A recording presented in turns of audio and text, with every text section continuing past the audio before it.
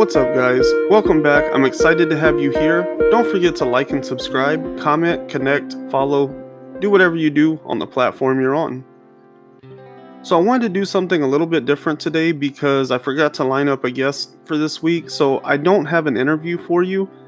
But what I decided to do is show off my process for storytelling and how I kind of generate ideas and a plot and put together an outline so that I can write out a full script for whatever method I choose to go with, whether that's for the screen or for a comic book, an audio drama, anything like that. This is the basic process to get to the point where I can script it all out. So the first thing I do, I set a timer for 5 minutes on my phone, and I just sit there and do a random word association. No agenda, no extra connections, nothing like that. Just going through, typing out each word I can think of. There's no strings attached here, so some of these words get repetitive, some of them don't make any sense. And as you can see here, I'm kind of just like looking around the room as I'm typing, and anything that comes to mind, I go ahead and add it to the list.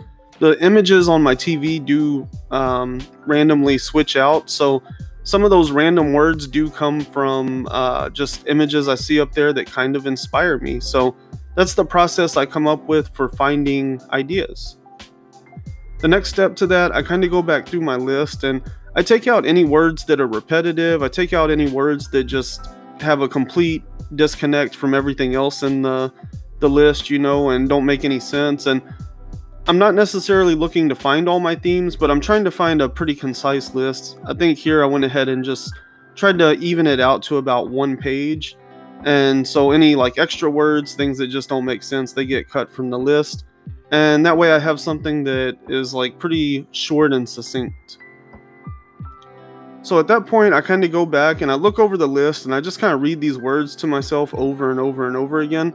And that gives me a better idea of what my themes are here. What is it that I could come up with? And I try to come up with something for that.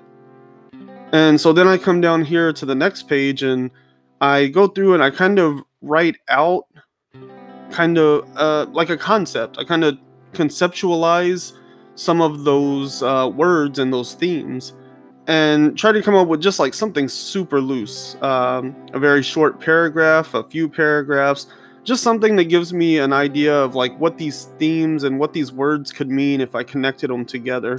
And here I kind of came up with this idea of like, what if somebody was able to create a fuel from like coffee grounds and other organic waste that was better than any other fuel that we currently have, something that could power a spaceship, and so from there I kind of started thinking about like, why would these people need a spaceship? And I think poverty had appeared on my list at one point, so I was kind of thinking about the differences between the rich and the poor and how these billionaires, they're in this space race right now where they're really trying to get off planet and just kind of abandon anybody that doesn't live in the top 1%. So I started thinking about like how the poor would survive if they were all gone, if the rich just left the planet.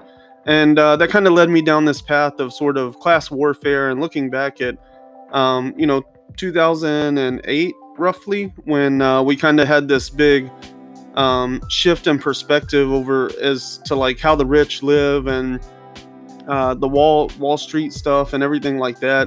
And we've seen some more of that in the recent years. So that kind of just like ignited these ideas about like, what would another class warfare look like? And so I kind of came up with this short little paragraph. I guess it's a couple paragraphs, but kind of an idea of what that might look like. So from here I moved down and I like a 3-act structure with a midpoint twist. And so that's kind of how I set up my most basic plot structure here. And I go through and I just start putting things together. So this is really just focused on plot points, what happens, when it happens, why it happens. And what I came up with here is we start out with the billionaires leaving the planet. Then we cut to a guy in a lab, a shack, a garage, kind of tinkering away. He has a breakthrough and discovers this new fuel that he can make from organic waste, because I was imagining a planet that, when most of the people abandon it, what's it going to look like? Well, there's probably going to be a lot of landfills and human waste and everything else. So what can we do with all of the things that are left behind? And so he has this breakthrough with fuel that that's better than any fuel we've ever had before. It's strong enough to take us into space, and all that's left are basically the poor people. So they've kind of banded together. They have this sort of leader. There's, millions of people, but by breaking these groups down and down and down and having representatives, he's able to communicate to the representatives like, hey, go back to your people, collect all the garbage and stuff. I have a way to do this. And so they use all the factories and stuff that were left behind by these billionaires, and they are able to make their own spaceships. And using this awesome fuel, they're able to get off planet and out into space. And once they get to space and they catch up to the billionaires and, the middle class that they had taken with them to be basically their servants, the billionaires aren't happy because they realize, hey, you basically stole from us. These were our factories and our resources that you're using. So we want you to be our slaves, basically. They want society to go back to what it was. And the poor realize, like, hey, no, like, this is a new world, and it's going to take all of us in order to survive space and everything else, to keep the human race alive. And so they kind of take a stance, and the billionaires are not happy.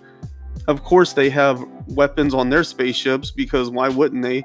But they are also Earth-based weaponry. So they launch a missile, it blows up one of the poor ships, and that kind of sets off this class war that I had been thinking about. And so basically you have billionaires that have like these pretty generic spaceships that have like this rudimentary weaponry versus the poor that have this awesome fuel and these like very hardy spaceships that were built out of scrap iron and everything else. And so they basically start ramming the colonies of the rich, and they're able to outmaneuver a lot of the missiles and stuff because this is Earth-based technology being used in space, and the poor have this awesome fuel and everything else. So they're able to avoid a lot of the damage from these missiles, and they're ramming the colonies. And all it takes is a crack in a colony in order to basically kill everybody on that colony, because once the oxygen's gone, they don't survive.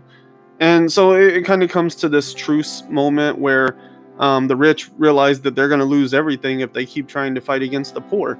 And so space has kind of created this sense of equality and in war, and so the poor are able to stand up for themselves for the first time. And so they kind of come to this truce, and they're happy.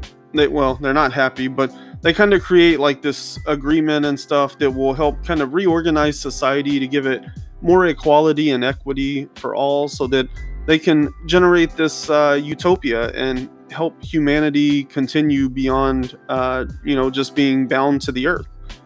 And so that's kind of like the basic plot here. The midpoint there is whenever the rich launch the missile and blow up the ship and kind of set off this class war. That's my midpoint turn there. That's where things kind of like get grave. And so the second half of Act 2 is a lot of combat and action that hopefully would keep people interested and on the edge of their seats. And then Act 3 kind of like wraps up with the resolution of all that, with them coming to an agreement and a truce. And then you get the resolution of them deciding how they're going to proceed forward.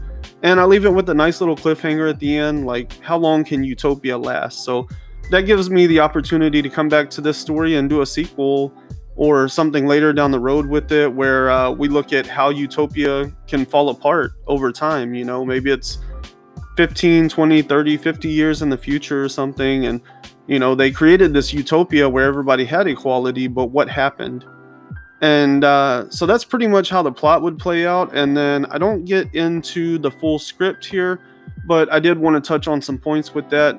Now, once step 3 is done, you have this outline, right? And so it's a great roadmap to get you where you're going. It keeps you on that path, and it makes sure that everything that you write at that point has some kind of meaning and purpose. That way I can like always come back to that map and say, okay, I'm on track or I'm not on track. I need to adjust to get where I'm going. And so that's where the real work would come in, I guess. I did this whole thing over an hour and 11 minutes. So it took me an hour and 11 minutes to come up with everything that you see on the screen in front of you. And to write the full script, I mean, that would probably take a week to write it, probably take a week off from it, and then come back to it the following week. and do a second pass and kind of, do a second draft of it, take another week or two off, come back to it again and give it a third pass and really refine it and hone it down into what I want it to be. The script itself would look very different depending on what format I'm going for, whether it's going to be a comic story or something I intend for screen or an audio drama or whatever else. That's where the script can really diverge. But overall, I just wanted to show the beginning steps and the early process of coming up with the plot and the story and really designing the outline of how that would look once I get down to the nitty-gritty. So I hope you guys enjoyed this. Let me know in the comments below what you think, how you would improve this, what you would do different. Did it interest you? Is this the kind of videos that you guys would enjoy to see in the future? Let me know in the comments below. Don't forget to like and subscribe, comment, connect, follow, do whatever you do on the platform you're on. Just look for my furry face inside the orange circle and click all the buttons next to it. And until next time, keep flipping pages.